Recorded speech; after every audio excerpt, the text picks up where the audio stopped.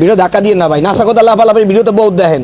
একটা শিশু বাচ্চা দুঃখে দুঃখে শেষ হয়ে যাইতেছে, ক্যান্সার ধরা পড়ছে, বাবার সেরকম সমর্থন আছে চিকিৎসা করবে, যা ছিল ওতাপুতি সব শেষ করিয়া লাইছে, এখন নিরুপায় ভিক্ষার থলি হাতে লইছে। এখন আপনাদের কাছে সাহায্য প্রার্থী আমাদের কাছে আসছে, আমরা 5,000 টাকা 1,500 টাকা দিলাম, ধরেন।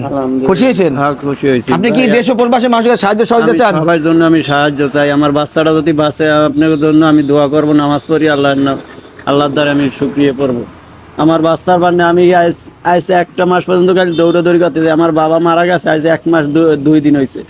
এর মধ্যে আমার বাচ্চাটা এই অবস্থা, আমি ওষুধ খাওয়াতে পারতেছি না। আমি মানে ধরে খালি হাত পাতি যে যা পারে আমার খুশি করতে আছে আমার বাচ্চাটার জন্য।